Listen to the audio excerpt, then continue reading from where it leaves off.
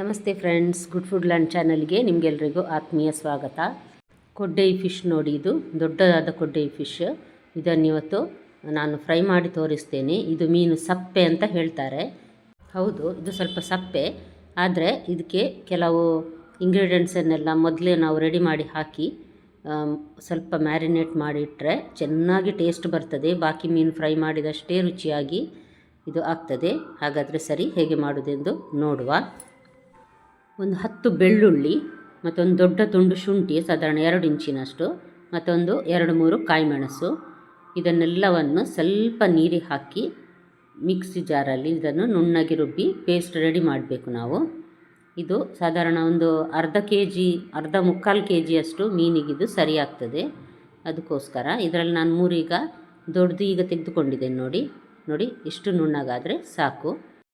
ಈ ಪೇಸ್ಟನ್ನು ಹಾಕಿದ್ರಂತೂ extra taste ಕೊಡ್ತದೆ. ಹಾಗಾಗಿ ಖಂಡಿತ ನೀವು ಒಮ್ಮೆ ಟ್ರೈ ಮಾಡಿ ನೋಡಿ. ನಾನಿಲ್ಲಿ ಮೀನನ್ನು ಕ್ಲೀನೆಲ್ಲ ಮಾಡಿ ನೋಡಿ, ಈ ರೀತಿ ತೆಳುವಾಗಿ ಕಟ್ ಮಾಡಿ ಇಟ್ಟಿದ್ದೇನೆ. ದೊಡ್ಡ ತುಂಡು ಕಟ್ ಮಾಡಿದರೆ ಒಳಗೆ ಅಷ್ಟು ಚೆನ್ನಾಗಿ ಮಸಾಲೆ ಹಿಡಿಯುವುದಿಲ್ಲ. ಅದಕ್ಕೋಸ್ಕರ ನಾನು ಈ ಅಂಜಲ್ ಮೀನು ಕಟ್ ಮಾಡ್ತೇವೆ ನೋಡಿ, ಆ ರೀತಿ ಕಟ್ ಮಾಡಿದ್ದೇನೆ.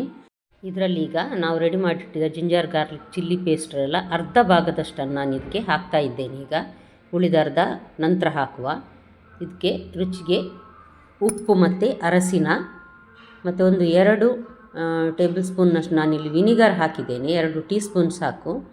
ಅಥವಾ ಲಿಂಬೆ ಹುಳಿ ಹಾಕ್ಬೋದು, ಲಿಂಬೆ ರಸ ಆದರೆ ಸಾಧಾರಣ ಒಂದು ಅರ್ಧ ಮೊದಲು ಹಾಕಬೇಕು. ನಂತರ ಮೆಣಸಿನ ಪುಡಿ ಮಿಕ್ಸ್ ಮಾಡುವಾಗ ಹಾಕ್ಕೊಳ್ಬೋದು. ನೋಡಿ, ಕೈ ತಾಗಿಸೋದು ಈ ರೀತಿ ಚೆನ್ನಾಗಿ ಮಿಕ್ಸ್ ಮಾಡ್ಬೋದು. ಇದನ್ನು ಈ ರೀತಿ ಮಿಕ್ಸ್ ಮಾಡಿ ಇದನ್ನೊಂದು ಸಾಧಾರಣ 15ರಿಂದ 20 ನಿಮಿಷದವರೆಗೆ ಹಾಗೆ ಬಿಟ್ಟು ಬಿಡುವ. ಆಗ ಚೆನ್ನಾಗಿ ಜಿಂಜರ್ ಗಾರ್ಲಿಕ್, ಉಪ್ಪು, ಹುಳಿ ಎಲ್ಲ ಚೆನ್ನಾಗಿ ಎಳೆದಿರ್ತದೆ.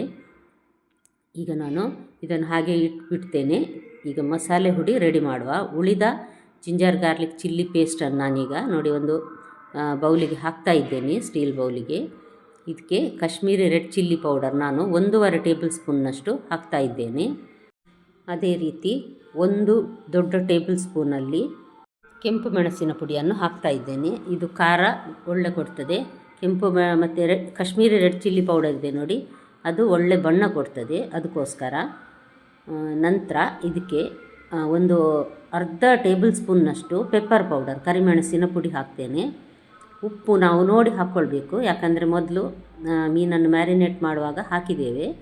ಇದಕ್ಕೆ ಸ್ವಲ್ಪ ನೀರು ಹಾಕಿದ್ದೇನೆ, ಒಂದು 4 ಚಮಚದಷ್ಟು ನೀರು ಹಾಕಿ ಒಂದು ಸಲ ಮಿಕ್ಸ್ ಮಾಡಿ ನೋಡುವ. ನಂತರ ಬೇಕಿದ್ದರೆ ಹಾಕ್ಕೊಳ್ಬಹುದು. ಇದಕ್ಕೆ ಅರ್ಧ ಲಿಂಬೆ ಹುಳಿ ಮತ್ತು ಒಂದು 2 ಟೇಬಲ್ ಸ್ಪೂನ್ನಷ್ಟು ತೆಂಗಿನ ಎಣ್ಣೆಯನ್ನು ನಾನಿಲ್ಲಿ ಹಾಕಿದ್ದೇನೆ. ನೋಡಿ, ತೆಂಗಿನ ಎಣ್ಣೆ ಹಾಕಿದ್ದೇನೆ, ನಾನು ತೋರಿಸ್ಲಿಕ್ಕೆ ಮರ್ತೋಯ್ತು. ಇದನ್ನೀಗ ಚೆನ್ನಾಗಿ ಮಿಕ್ಸ್ ಮಾಡಬೇಕು. ಉಪ್ಪನ್ನು ಸ್ವಲ್ಪ ಟೇಸ್ಟ್ ನೋಡ್ಕೊಳ್ಬೇಕಾಗ್ತದೆ. ಮತ್ತು ಹುಳಿ ಸಹ ಅಷ್ಟೇ, ಲಿಂಬೆ ರಸ ಅಥವಾ ವಿನಿಗರ್ ಸ್ವಲ್ಪ ಹಾಕಿ ನೋಡಿ, ಈ ರೀತಿ ಇದಕ್ಕೆ ಹಾಕಿ ಚೆನ್ನಾಗಿ ಮಿಕ್ಸ್ ಮಾಡಿ ಒಂದು ಅರ್ಧ ಗಂಟೆ ಹಾಗೆ ಬಿಟ್ಟು ಬಿಡುವ.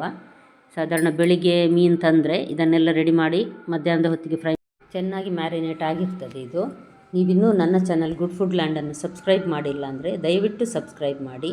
ಹಾಗೂ ನಿಮ್ಗೆ ಇಷ್ಟ ಆದರೆ ಲೈಕ್ ಬಟನನ್ನು ಪ್ರೆಸ್ ಮಾಡಿ ಮತ್ತು ಫ್ಯಾಮಿಲಿ ಫ್ರೆಂಡ್ಸಿಗೆ ಶೇರ್ ಮಾಡೋದನ್ನು ಖಂಡಿತ ಮರಿಬೇಡಿ. ನೋಡಿ, ಎಷ್ಟು ಚೆನ್ನಾಗಿ ಕಾಶ್ಮೀರಿ ರೆಡ್ ಚಿಲ್ಲಿ ಪೌಡರ್ ಇದು ಕಲರ್ ಬಂದಿದೆ ನೋಡಿ.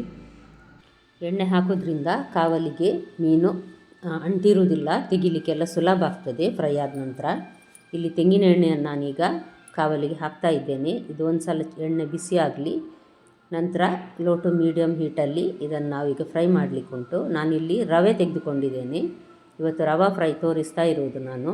ಹಾಗಾಗಿ ಈ ರೀತಿ ಚೆನ್ನಾಗಿ ರವೆಯನ್ನು ಕೋಟಿಂಗ್ ಮಾಡಿ ಕಾವಲಿಗೆ ಫ್ರೈ ಮಾಡಲಿಕ್ಕೆ ಹಾಕ್ತಾ ಇದ್ದೇನೆ. ಎಲ್ಲ ಮೀನಿಗೂ ಅಷ್ಟೇ ನಾನು ಈ ರೀತಿ ರವೆಯನ್ನು ನೋಡಿ ಕೋಟಿಂಗ್ ಮಾಡಿ ಹಾಕ್ತಾ ಇದ್ದೇನೆ. ಚೆನ್ನಾಗಿ ರವೆ ಹಿಡಿಬೇಕಿದ್ದಕ್ಕೆ.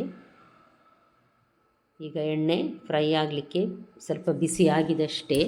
ನಾನು ಮೆಲ್ಲ ಉರಿಯಲ್ಲೇ, ಅಂದರೆ ಲೋ ಟು ಮೀಡಿಯಮ್ ಹೀಟಲ್ಲೇ ನಾನು ಇದನ್ನು ಫ್ರೈ ಮಾಡ್ತಾ ಇದ್ದೇನೆ. ಇಲ್ಲಾಂದರೆ ಚೆನ್ನಾಗಿ ಫ್ರೈ ಆಗೋದಿಲ್ಲ ಒಳಗೆ ಮಸಾಲೆ ಎಲ್ಲ. ಅದಕ್ಕೋಸ್ಕರ ನೋಡಿದ್ರಲ್ಲ ಫ್ರೆಂಡ್ಸ್, ಎಷ್ಟು ಚೆನ್ನಾಗಿ ಕಾಣ್ತದಲ್ಲ, ಅಷ್ಟೇ ರುಚಿ ಕೂಡ ಉಂಟು. ಖಂಡಿತ ನೀವು ಸಹ ನಿಮ್ಮ ಮನೆಯಲ್ಲೊಮ್ಮೆ ಟ್ರೈ ಮಾಡಿ ನೋಡಿ. ಈ ಮೀನು ಸಪ್ಪೆ ಅಂತ ಹೇಳೋದಕ್ಕೋಸ್ಕರ 2 ಸಲ ಮ್ಯಾರಿನೇಟ್ ಮಾಡಿದ್ದೇನೆ. ಅಷ್ಟೇ ಅಲ್ಲ, ಈ ರೀತಿ ಮ್ಯಾರಿನೇಟ್ ಮಾಡೋದ್ರಿಂದ ತುಂಬ ರುಚಿಯಾಗಿ ಸಹ ಬರ್ತದೆ ಮೀನು. ಯಾವುದೇ ರೀತಿಯ ಚಪ್ಪೆ ಅಂತ ಟೇಸ್ಟೇ ಬರೋದಿಲ್ಲ. ಉಪ್ಪು, ಹುಳಿ, ಖಾರ ಎಲ್ಲ ಸ್ವಲ್ಪ ಚೆನ್ನಾಗಿ ಹಿಡಿದಿರ್ತದೆ. ಖಾರಕ್ಕೆ ಕಾಯಿಮೆಣಸು ಬೇಕಿದ್ದರೆ ಜಾಸ್ತಿ ಹಾಕ್ಕೊಳ್ಬಹುದು. ನೋಡಿ, ಒಳ್ಳೆ ಫ್ರೈ ಆಯಿತು. 4 ಕಡೆ ಸಹ ಚೆನ್ನಾಗಿ ತಿರುಗಿಸಿ ಹಾಕಿ ನಾನು ಇದನ್ನು ಫ್ರೈ ಮಾಡಿದ್ದೇನೆ. ನೋಡಿದ್ರಲ್ಲ ಇವತ್ತಿನ ರೆಸಿಪಿ. ನಿಮಗೆ ಇಷ್ಟ ಆಗಿದ್ದರೆ ದಯವಿಟ್ಟು ಲೈಕ್ ಬಟನನ್ನು ಪ್ರೆಸ್ ಮಾಡಿ. ಈಗ ಎಲ್ಲ ಮೀನು ಫ್ರೈ ಚೆನ್ನಾಗಿ ಆಗಿದೆ. ನಾಳೆ ಇನ್ನೊಮ್ಮೆ ಹೊಸ ರೆಸಿಪಿಯೊಂದಿಗೆ ನಿಮ್ಮನ್ನು ಮತ್ತೆ ಭೇಟಿ ಆಗ್ತೇನೆ. ನೋಡಿದೆಲ್ಲ ವೀಕ್ಷಕರಿಗೆ ಧನ್ಯವಾದ.